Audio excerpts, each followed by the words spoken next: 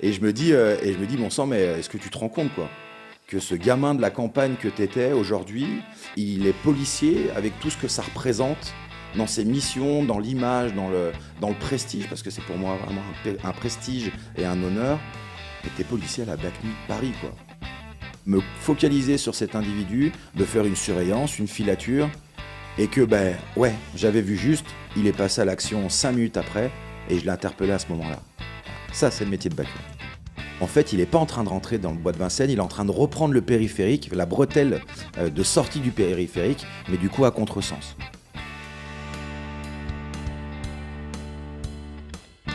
Bienvenue sur Ambition Publique, le podcast qui donne la parole à des jeunes fonctionnaires pour transmettre leur ambition pour la chose publique. En revenant d'abord sur leur parcours personnel, on essaie de comprendre le cheminement pour devenir fonctionnaire. Ensuite, on se concentre sur leur poste et sur leurs missions actuelles dans le service public. Enfin, des conseils très personnels sont donnés pour réussir les concours. Aujourd'hui, c'est au tour du brigadier chef Arnaud, 38 ans, avec une longue expérience en police secours et à la brigade anticriminalité de nuit, de revenir sur son parcours. On y parle de sa passion pour le rugby, du regard de la société sur la police, et bien sûr, de quelques interventions. Avant de commencer, n'hésitez pas à vous abonner, à noter le podcast et à le partager à 2 personnes autour de vous, si vous aimez le contenu, car ça aide pour la visibilité. Enfin, ce podcast est produit avec le soutien de la CASDEN, la banque des agents de la fonction publique. Bonne écoute.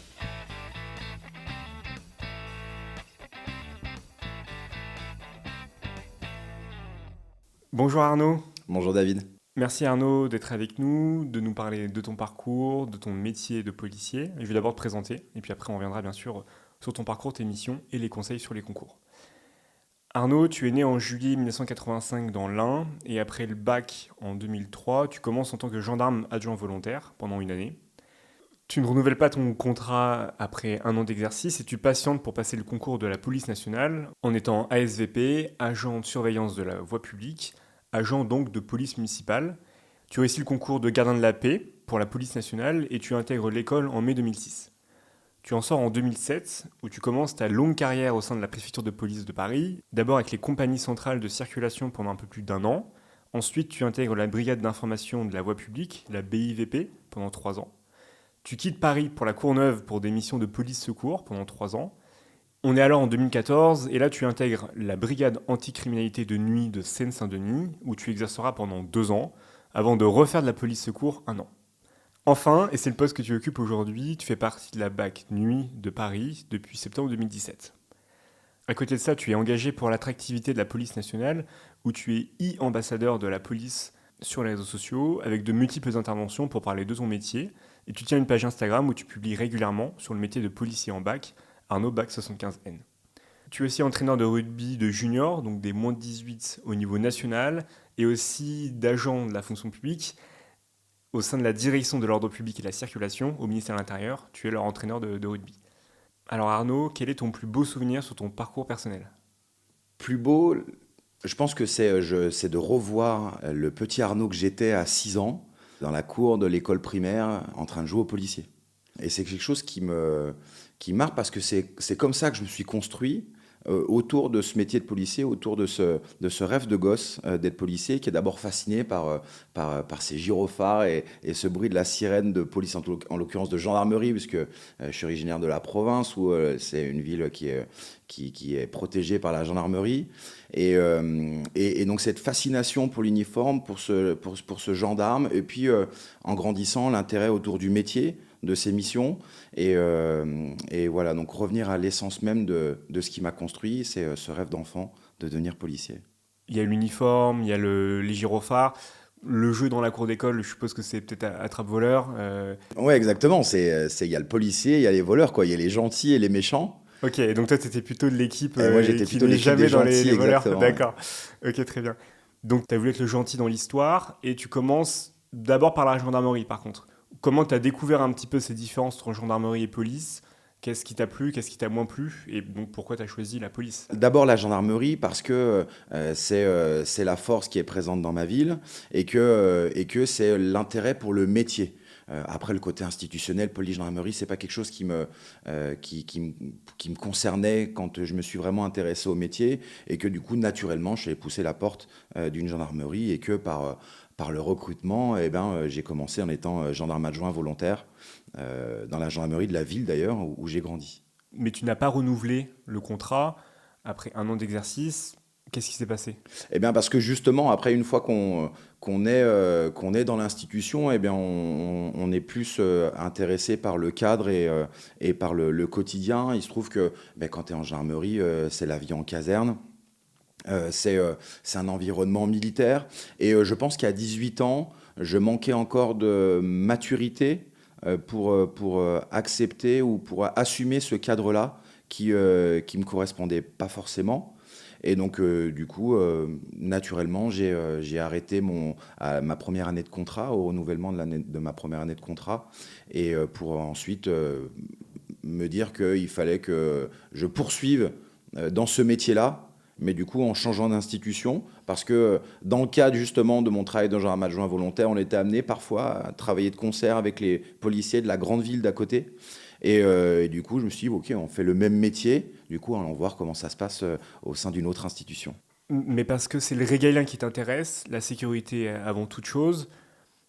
Tu nous as dit que tu voulais être policier, etc. Mais exercer la sécurité, ça peut aussi être dans le privé. Donc toi, c'était plutôt une approche d'abord fonctionnaire au sein d'une grande institution publique qui représente l'État, plutôt que d'assurer la sécurité à tout prix des concitoyens, dans le privé comme dans le public. C'est vraiment un mélange de tout ça. C'est le côté fonctionnaire. Aujourd'hui, c'est une position statutaire. Je suis fonctionnaire, mais c'est pas ce qui est mon moteur et mon essence du quotidien. Ça ne te caractérise pas. Ce qui fait vraiment mon cœur de métier, ce sont les missions et puis en même temps, le prestige.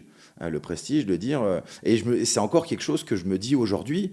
Parfois, je suis en patrouille, je suis assis dans ma voiture, je suis policier à la brigade anticriminalité de nuit de Paris, et je me dis, bon sang, mais est-ce que tu te rends compte, quoi, que ce gamin de la campagne que tu étais aujourd'hui, il est policier avec tout ce que ça représente dans ses missions, dans l'image, dans le prestige, parce que c'est pour moi vraiment un prestige et un honneur.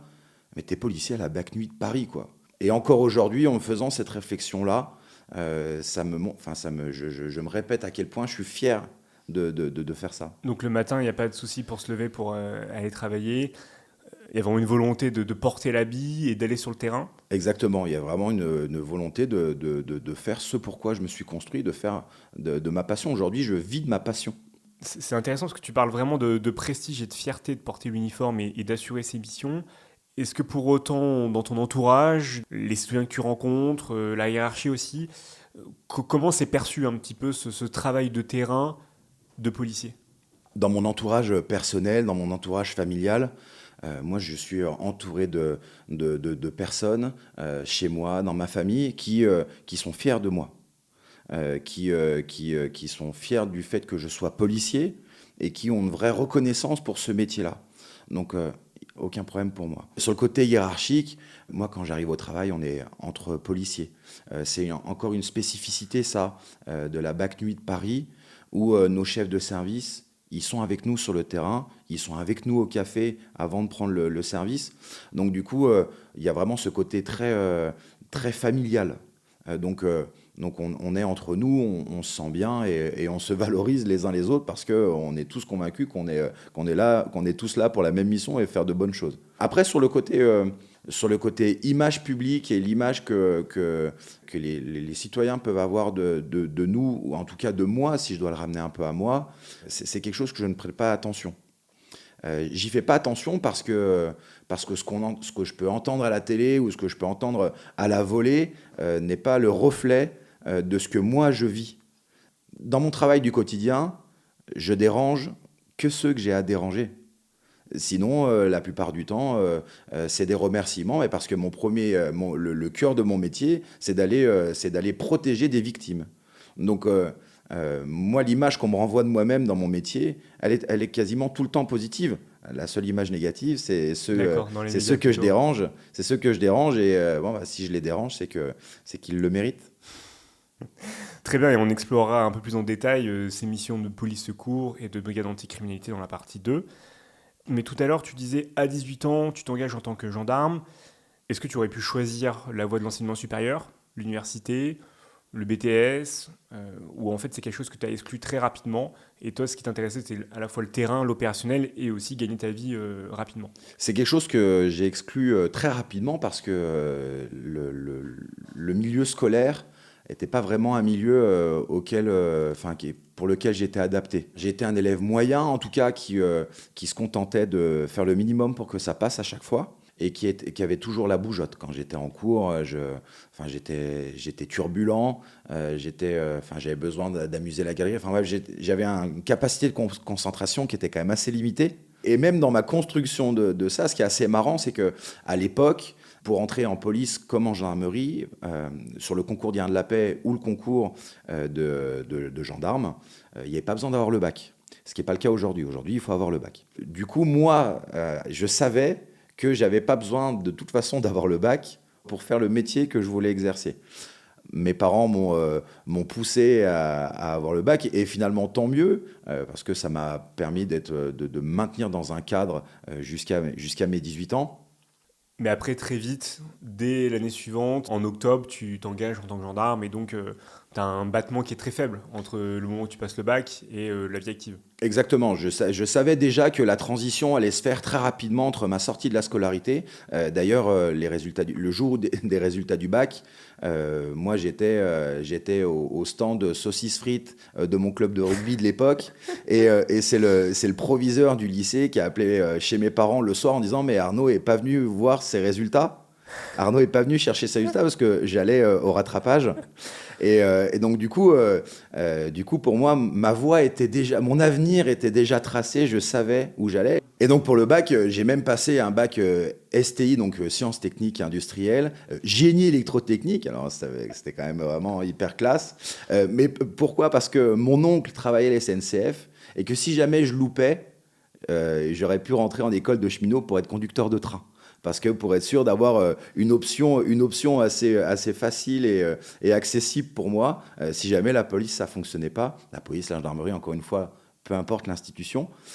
Sauf que ça a fonctionné, et effectivement, 3 mois après, donc en octobre 2003, je rentrais en école de gendarmerie. Tu as évoqué le rugby, le fait de tenir la buvette, mais aussi tes engagements après en tant que sportif et en tant qu'entraîneur. À quel point le sport, pour toi, c'est vraiment structurant? Le sport et surtout le rugby. J'ai commencé le rugby à l'âge de 6 ans. En même temps que le moment où tu voulais devenir policier. En même temps que le moment où j'ai voulu devenir policier. Et le rugby, alors c'est l'un des slogans de la Fédération française de rugby, mais le rugby, c'est l'école de la vie. Et c'est vrai, j'y ai trouvé un cadre, un environnement pour moi qui m'a aussi construit. Le rugby m'a construit aussi en tant qu'homme, sur les valeurs, les fameuses valeurs de l'Ovalie, mais elles existent vraiment. Ça m'a élevé aussi en tant qu'homme, c'est devenu ma passion. J'y ai joué jusqu'à encore très récemment, et j'ai basculé progressivement sur le côté entraîneur de rugby, arbitre aussi de rugby. Donc le rugby, c'est aussi mon quotidien. Ouais. D'accord, et tu animes aussi une communauté à côté. Tu as un deuxième quotidien, un troisième quotidien même, sur Instagram, mais aussi sur les réseaux sociaux de manière plus générale.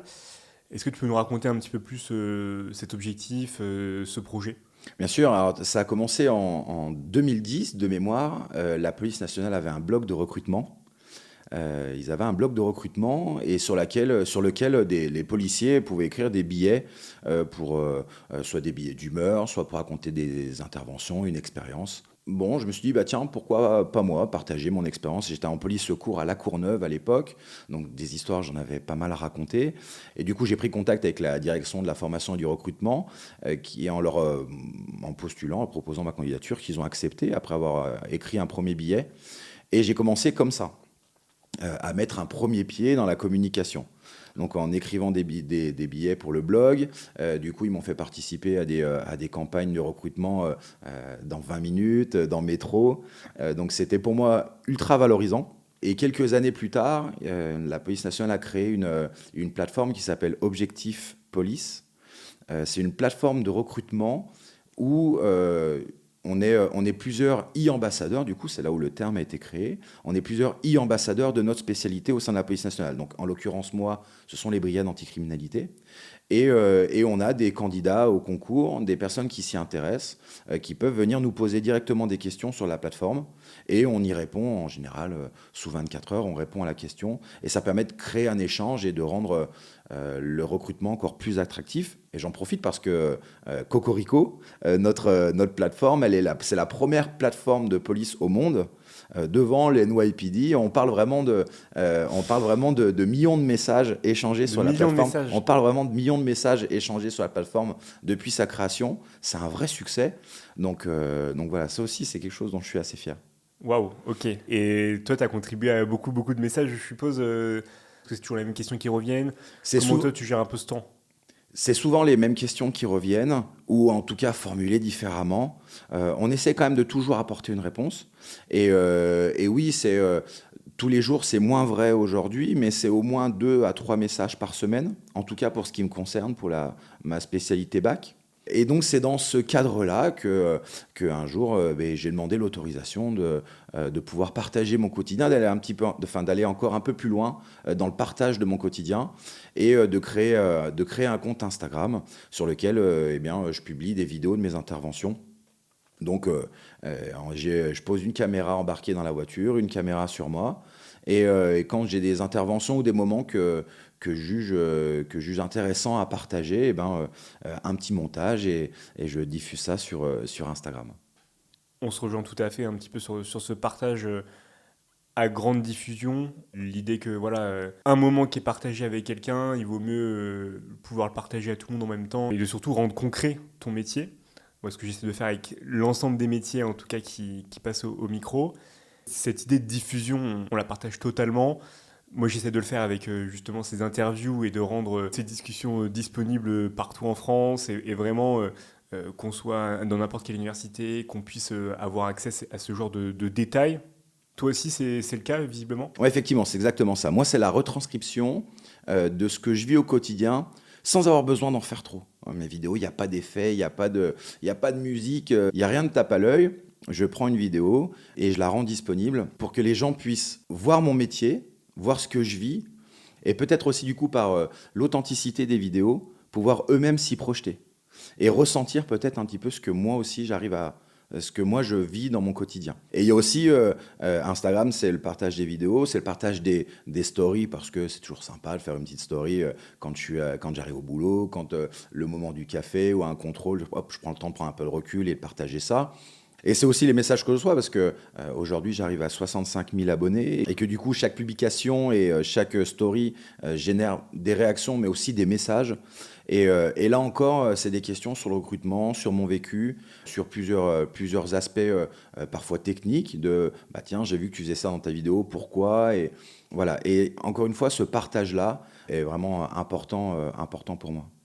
Et pour nos auditeurs, est-ce que tu as un objet, une œuvre d'art, un livre, un film, un compte Instagram à recommander sur le métier de policier, ce qui représente pour toi aujourd'hui bien la réalité ? Alors, le compte Instagram, ça serait le mien. C'est forcément facile. Arnaud.bac75n. Récemment, Bac Nord, le film. Et je ne dois pas être le seul policier pour qui ce film a fait référence. Je suis allé le voir au cinéma. Et alors, pas pour le côté technique en lui-même. Ça reste un film, c'est assez édulcoré sur les interventions, sur ce côté on rentre pas dans une cité. Alors moi, dans ma carrière, je suis rentré partout, que ça ne fasse aucun doute. Mais sur le côté émotionnel, je me suis retrouvé à avoir les larmes aux yeux au cinéma, sur une scène très précise où on a ce policier de la BAC qui est dans le bureau de son officier et qui lui dit « mais tu peux me dire à quoi on sert ?» Et moi, ça, c'est quelque chose qui m'a pris aux tripes parce que c'est quelque chose que j'ai vécu. Toutes ces parties un peu sentiment de frustration qu'il a pu ressentir vis-à-vis de l'exercice de son métier. que ce soit par la reconnaissance hiérarchique, par la reconnaissance judiciaire, mais aussi par parfois le côté frustrant qu'il peut y avoir sur une intervention, ou cette scène où on a vraiment le policier qui est face au délinquant, limite tête à tête, et où ça génère énormément d'émotions. Une espèce de colère, une rage, une frustration, encore une fois. Ça, je m'y suis vraiment retrouvé. Et c'est la première fois où j'ai ressenti de telles émotions devant un film. Donc c'est ce qui m'a marqué le plus par rapport à mon métier. Ouais. Ok, décidément, je crois que tu as le métier de policier totalement en toi, incarné dans ta chair. Et donc on va pouvoir passer sur la partie 2, où on va pouvoir revenir sur tes missions.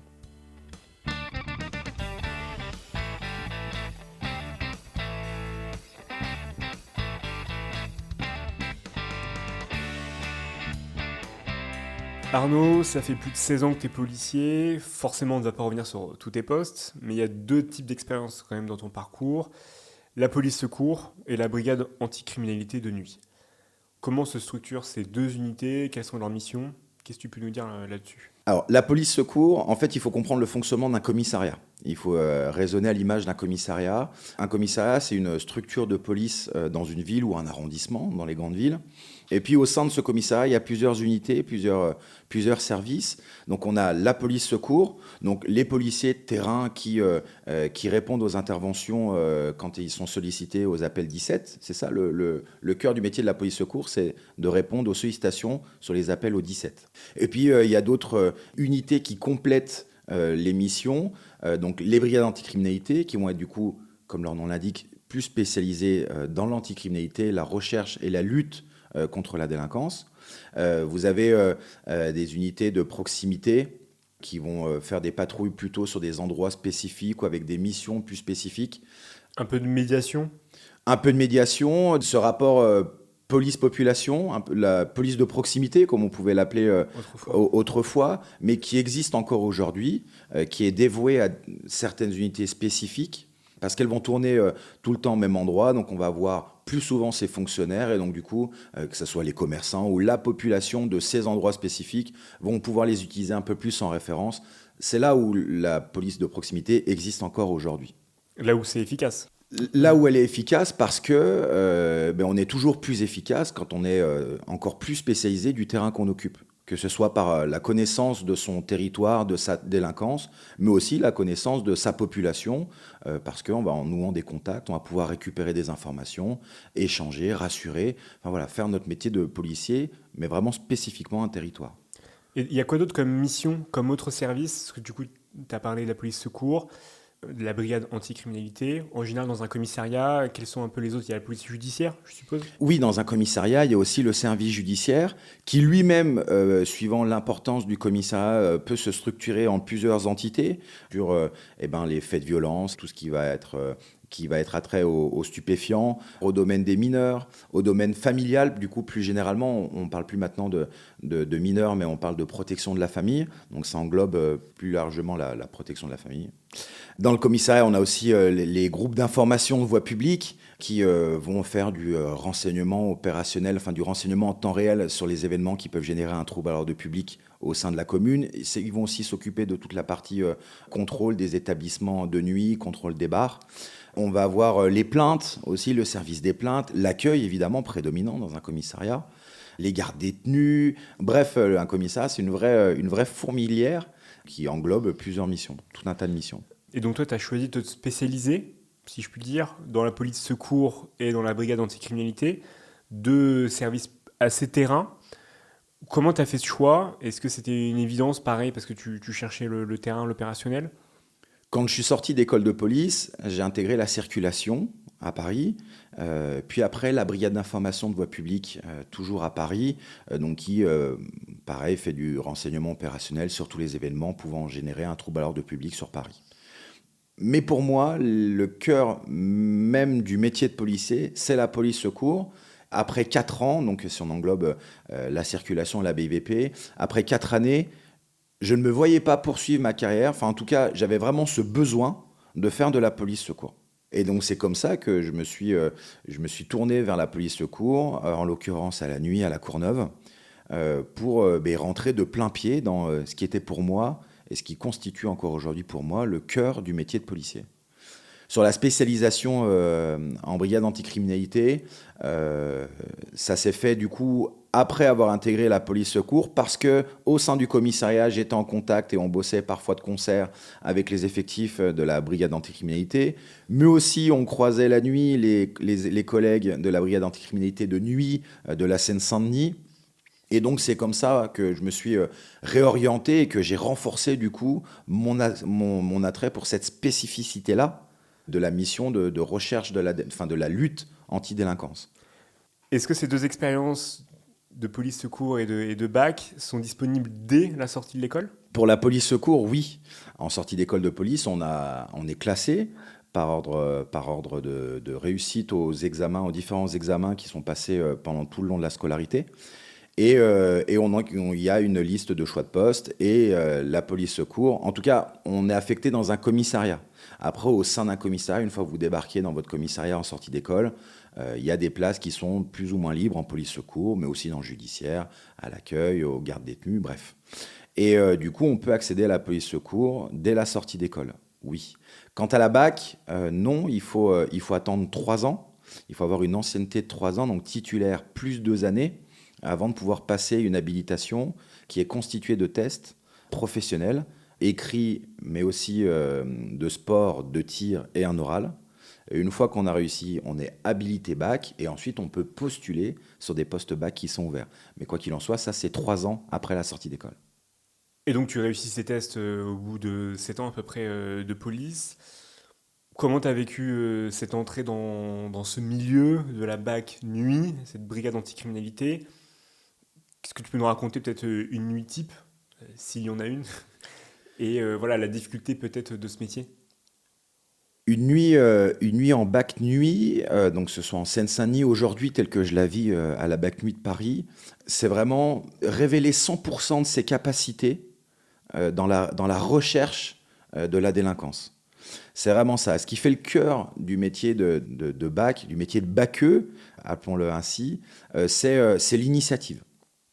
On a ce devoir, cette obligation de moyens d'aller au-devant de la délinquance. C'est ce qui, moi, m'a le plus frappé en rentrant en brigade anticriminalité, c'est que là où après une expérience de 7 années de policier, dont 3 en police secours, la nuit à la Courneuve, sur cette spécificité-là de la lutte contre la délinquance, je repartais quasiment de zéro, quoi. Avec mon expérience de policier et mon regard de policier, mais sur vraiment l'approche de ce métier de baqueux, ça m'a demandé vraiment un apprentissage supplémentaire pour justement lutter contre cette délinquance et vraiment cette image d'aller au-devant de la délinquance, ça c'est ultra important et on peut le simplifier en parlant de ma première mission, c'est de patrouiller dans une rue, de croiser un individu et que par son comportement me dire « Oula, il prépare un truc ». Et du coup, de me focaliser sur cet individu, de faire une surveillance, une filature, et que, j'avais vu juste, il est passé à l'action 5 minutes après, et je l'ai interpellé à ce moment-là. Voilà. Ça, c'est le métier de baqueux. Waouh, ok.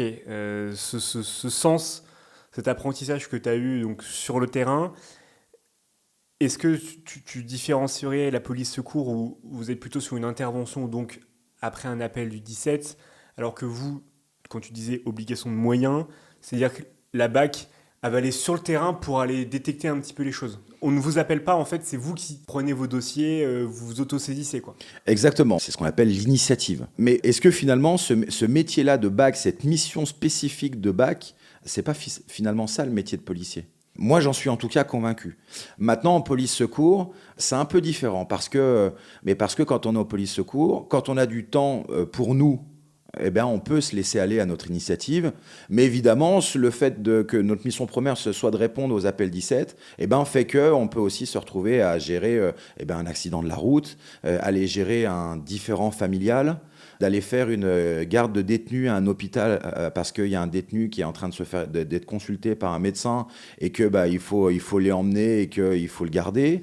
Il y a toutes ces missions qui viennent se rajouter au quotidien d'un policier en police secours qui le prive un peu de cette liberté d'initiative. qui malgré tout rend aussi son métier tout aussi passionnant que ce que moi je le vis. C'est juste que c'est le couteau suisse de la police et qu'il faut être encore plus multitâche et ça donnait à tout un tas de missions diverses. D'accord, donc on comprend mieux un petit peu pourquoi, quand tu es arrivé à la BAC, tu as dû changer ta méthode, ton approche du terrain. Pourquoi la nuit? Tu es déjà en police secours la nuit. Là, à la BAC, c'est forcément la nuit, où il y a quand même une BAC de jour, un peu par opposition. Bien sûr, ouais. Il y a une bac de jour. Moi, la première raison pour laquelle j'ai travaillé la nuit, c'est parce que c'était compatible avec ma vie la journée. En l'occurrence, celle d'être entraîneur de rugby, enfin joueur, entraîneur de rugby, arbitre. Voilà, j'ai besoin de temps la journée, donc c'est plus adapté que je travaille la nuit. Et puis finalement, après tant d'années à travailler de nuit, je me rends compte que j'ai développé un vrai goût pour ce côté un peu tension qu'il existe quand tu travailles de nuit. Parce que finalement, moi, les gens que je croise la nuit dans la rue, la vie normale des citoyens, la nuit, les gens dorment. C'est-à-dire que si tu te retrouves la nuit dans la rue, c'est soit parce que tu travailles, soit parce que tu sors, tu vas en soirée, tu rentres de chez des amis, tu avais une raison de sortir, mais il est peu probable qu'une personne marche dans la rue sans but.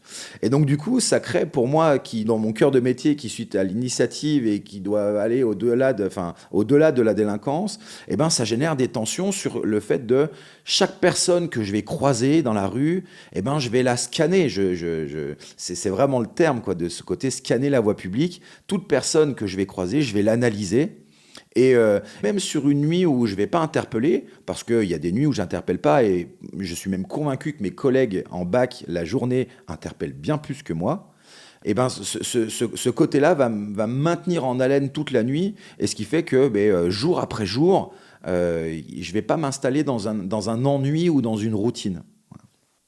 D'accord, donc on comprend bien qu'il y a une vraie approche du monde de la nuit. Tu travailles quotidiennement. Est-ce que tu arrives pour autant à avoir le temps long, à voir des dossiers, des perspectives, à prendre du recul?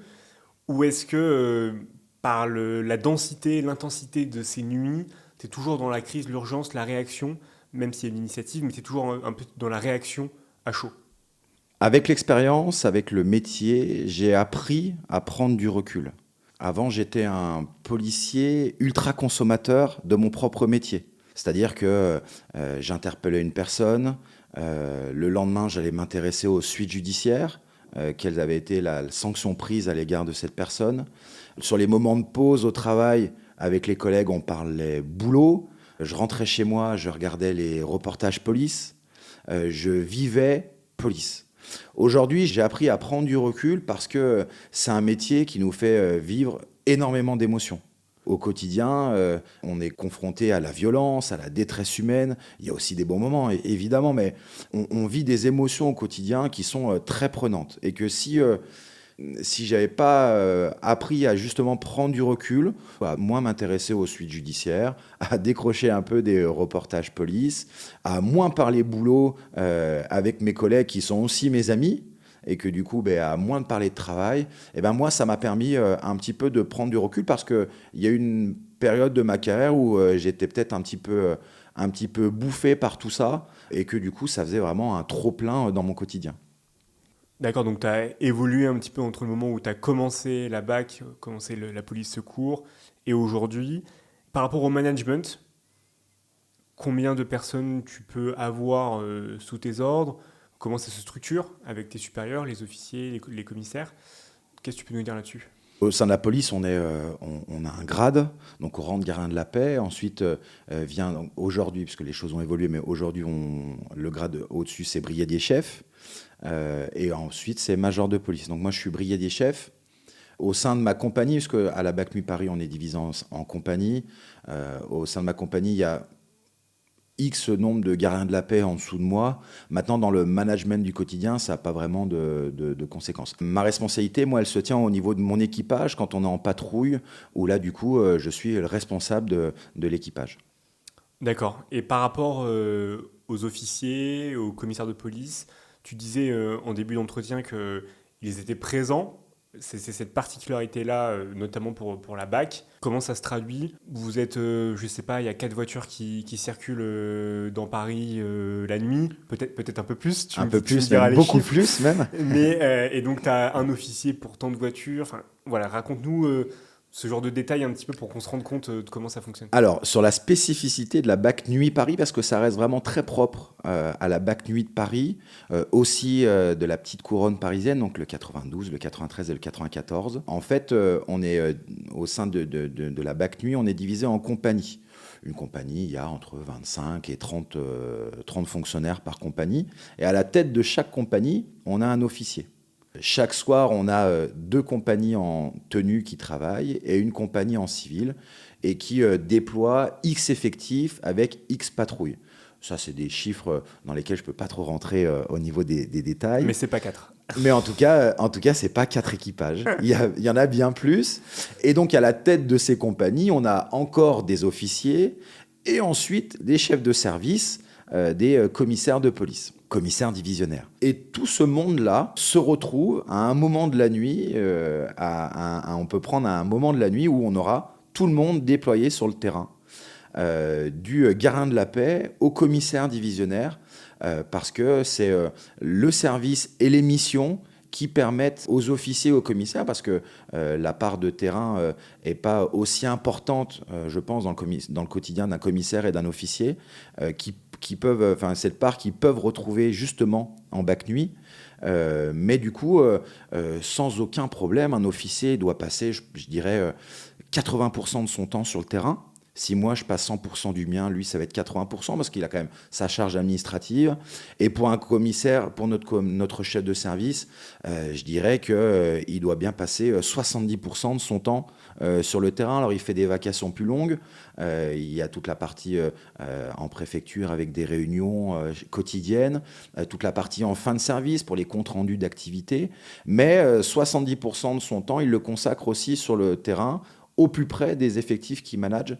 Et pour nous, c'est une vraie plus-value d'avoir sa hiérarchie à côté de soi et qui en même temps peut vous apporter le soutien nécessaire quand il y en a besoin par son appui décisionnel, mais aussi du coup dont on est certain qu'elle connaît par cœur le métier qu'on exerce.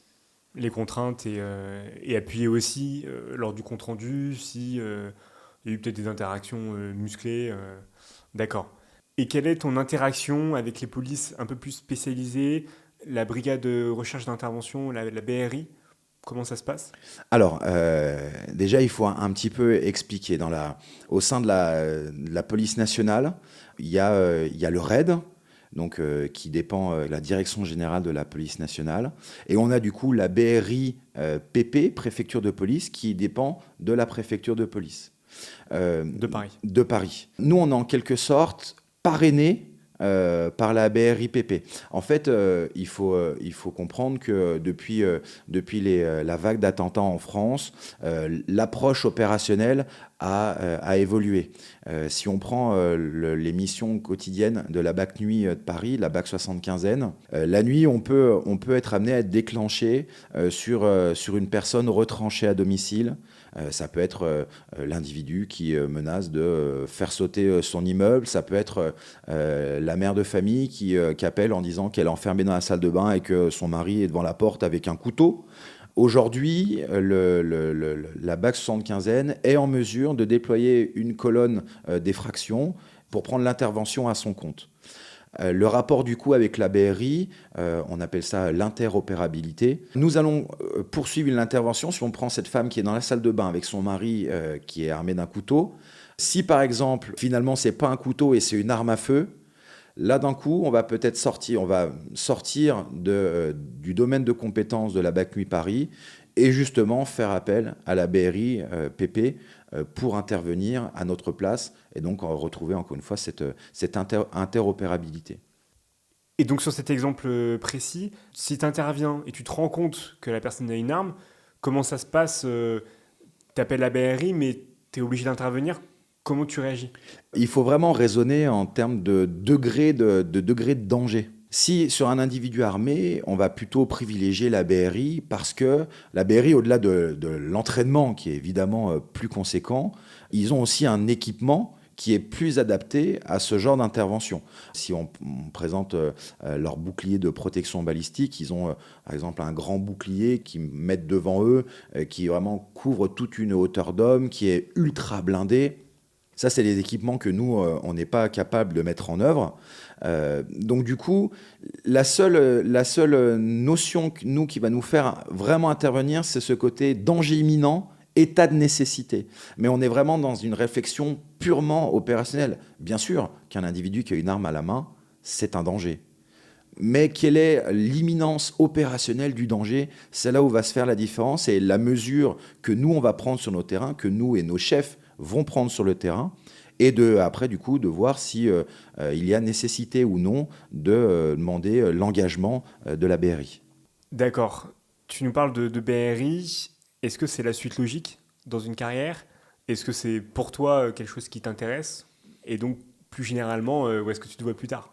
Est-ce que la BRI, c'est la suite logique d'une carrière de policier en brigade anticriminalité? Ça peut l'être, parce que ce côté intervention, le côté aussi recherche, surveillance, filature, qui est aussi une autre mission de la BRI qui a une spécificité aussi judiciaire, contrairement au RAID, par exemple, qui est vraiment dans l'ultra-opérationnel. La BRI a aussi cette branche judiciaire qui l'amène à faire des surveillances, des filatures, etc. C'est probable, enfin c'est possible pour un policier en bac d'être aspiré par ce côté-là du métier. Et pour toi, est-ce que c'est possible? Pour moi, c'est moins possible, déjà parce que le niveau et l'exigence des tests pour entrer dans cette unité, tout comme le RAID, on parle d'une unité d'élite, avec des tests de sélection et de recrutement qui sont au niveau d'exigence qui est le leur. Donc ça me demanderait vraiment un travail de performance dans ma préparation physique pour lequel je ne suis plus prêt aujourd'hui.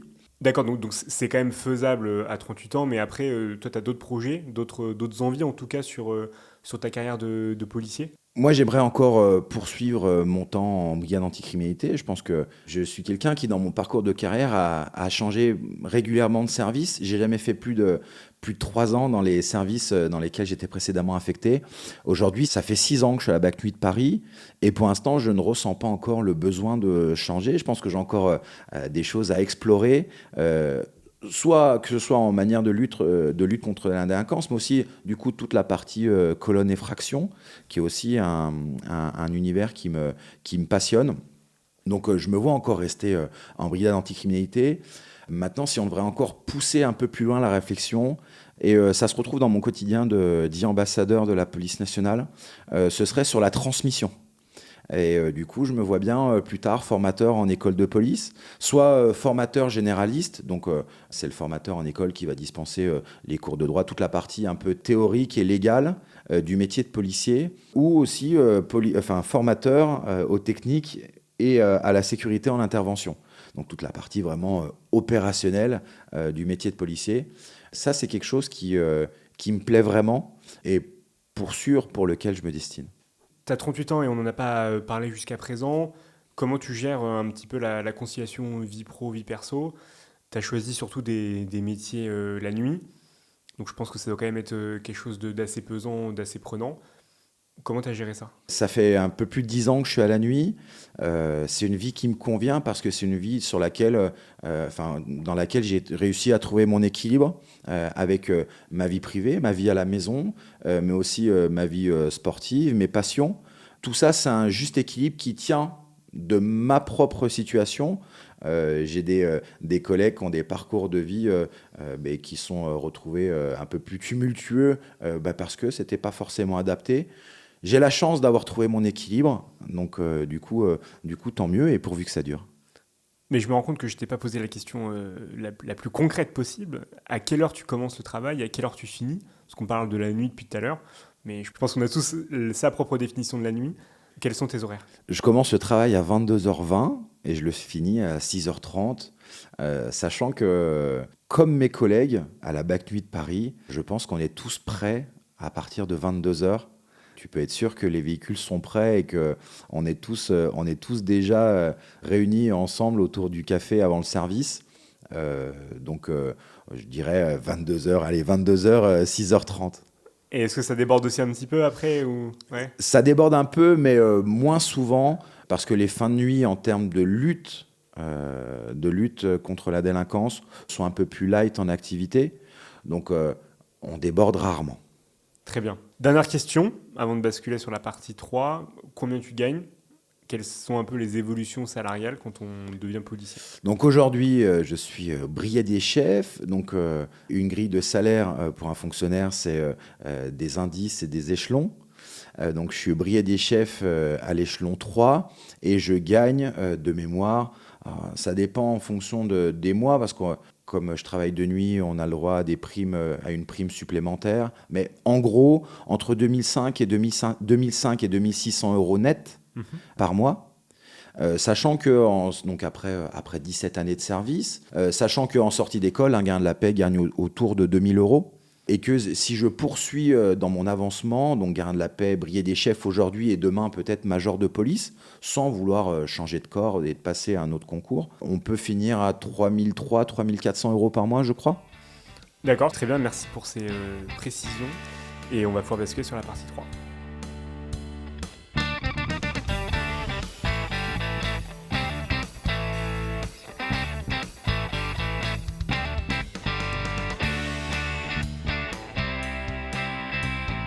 Partie 3 sur les conseils, sur les concours, sur la vie professionnelle. Je pose toujours cette première question, une anecdote, un conseil professionnel que tu aimerais nous partager, d'une situation dans laquelle tu t'es retrouvé et tu aurais aimé savoir un petit peu en avance comment il aurait fallu réagir. De mémoire, il n'y a pas de moment où j'ai eu le sentiment de me dire pas avoir suffisamment les connaissances professionnelles ou les armes pour y répondre. Et ça s'explique par une raison, c'est que j'interviens pas tout seul. On est en équipage et que du coup, on se complète suffisamment pour suffire à l'intervention sur laquelle on agit. En revanche, j'aurais peut-être voulu mieux me connaître moi, parfois. Et si je prends une anecdote qui m'est arrivée il n'y a pas si longtemps que ça, on était en refus d'obtempérer, donc course-poursuite. Ça se passait dans Paris, et puis ensuite sur le périphérique, ça va très vite, on frôle les 200 km/h sur le périph', et puis d'un seul coup, la voiture qu'on poursuit sort du périphérique au niveau du bois de Vincennes, et moi j'annonce, en tant que chef de bord, j'annonce la progression en temps réel. Et donc, il vient de sortir du périphérique, et il tourne à gauche pour rentrer dans le bois de Vincennes, c'est ce que j'annonce. Et puis d'un seul coup, je bug parce que je suis en train de constater qu'en fait, il n'est pas en train de rentrer dans le bois de Vincennes, il est en train de reprendre le périphérique, la bretelle de sortie du périphérique, mais du coup à contresens. Je le vois, je vois que nous, on va derrière lui et qu'on s'engage aussi dans cette bretelle d'accès du périphérique à contresens et qu'il n'y a pas un mot qui sort de ma bouche, quoi. Il n'y a pas ce moment où je dois immédiatement prendre ma radio et dire « Attention, il vient de prendre le périph' à contresens, faites attention ». Je l'ai dit, mais je l'ai dit 1 seconde et demie après. Il ne s'est rien passé. Ça fait quand même bizarre de voir des autres véhicules de police qui, eux, prennent la bretelle dans le sens de la sortie et nous, on est à contresens et on se croise. Ça fait quand même très bizarre. Cette seconde et demie où je suis resté bloqué, j'aurais bien aimé pouvoir la surpasser. Et ça demande une vraie maîtrise de ses émotions, une vraie connaissance de soi. Et ça, c'est quelque chose qu'on met sûrement une vie à apprendre. Et comment t'expliques cette seconde et demie de battement ? C'est parce que la situation était très dangereuse, le contresens sur le périphérique, est-ce que c'est quelque chose qui arrive fréquemment ? Je suppose que quand même, quand on s'y engage derrière, on met sa vie en danger. Comment t'expliques ça ? Je mets ce temps de réaction parce qu'au moment où ça se produit devant mes yeux, il y a tout un tas d'informations que je dois assimiler. Déjà le fait que c'est ultra dangereux, quoi. C'est dangereux pour la personne qu'on est en train de prendre en charge. Ça, c'est une certitude. C'est dangereux pour nous. Et c'est aussi dangereux pour les effectifs de police qui se rapprochent de nous pour nous soutenir. Et pour les usagers qui... Et en plus, En plus, du coup, aussi pour les autres usagers. Donc, il y a la perception de cette information. Il y a aussi, du coup, moi, ma responsabilité de devoir tenir les effectifs informés à la radio. Il y a aussi, moi, la prise de décision d'être responsable de mon véhicule et d'être à un moment en droit et peut-être même en devoir de dire attention, stop, nous, on arrête. Toutes ces informations et ces décisions que je dois prendre, il m'a fallu 1 seconde et demie pour le faire. La continuité de ça, c'est que du coup, on rentre dans la bretelle derrière le véhicule. Je l'annonce du coup sur les ondes police, je l'annonce sur les ondes radio. Comme la bretelle d'accès était en virage, du coup, il n'y avait vraiment aucune visibilité.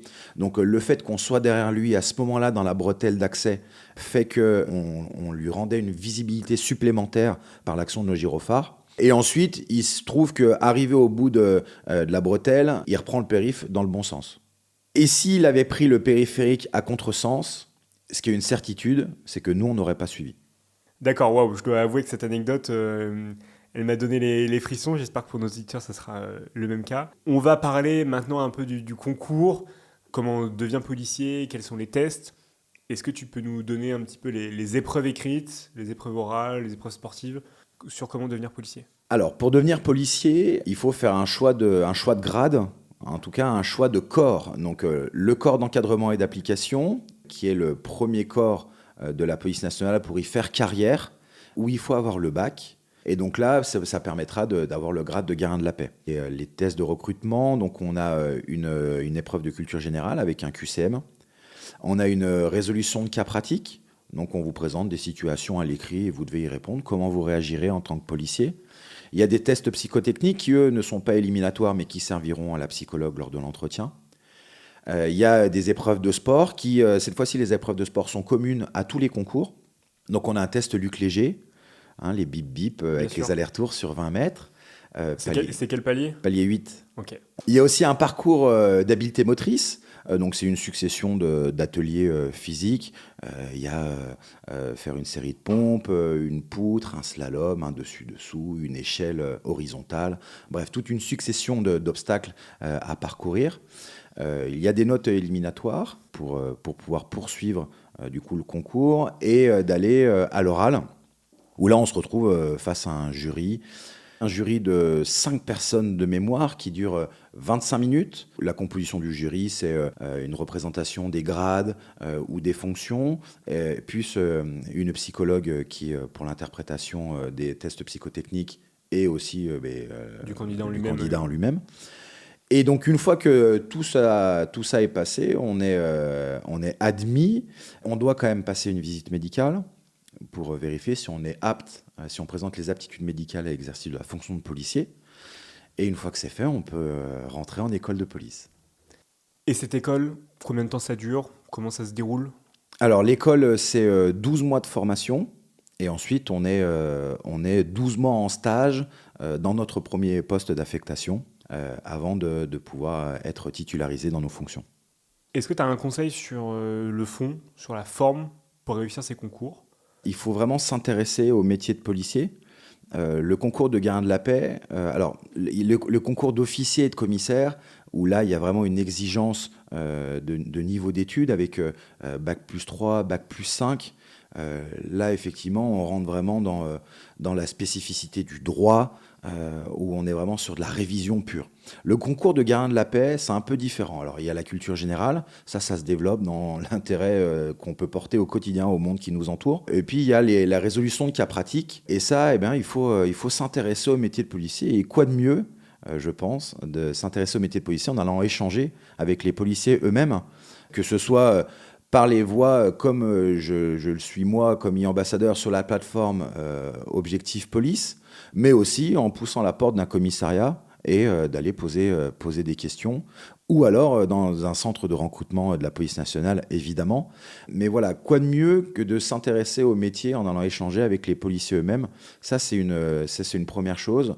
Et ça va se retrouver à l'oral.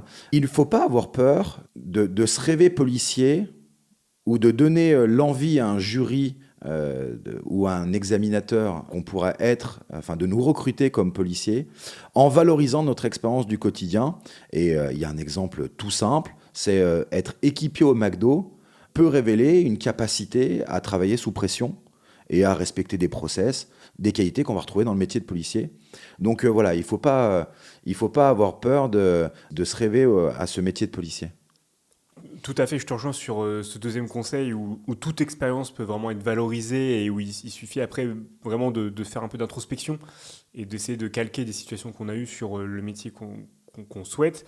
Et sur ce premier conseil, alors bien sûr, avec ce podcast, on essaie d'y participer aussi à rendre concret ce que fait un policier. Est-ce qu'il est possible, toutefois, quand même, de faire des stages avant même le concours de gardien de la paix ?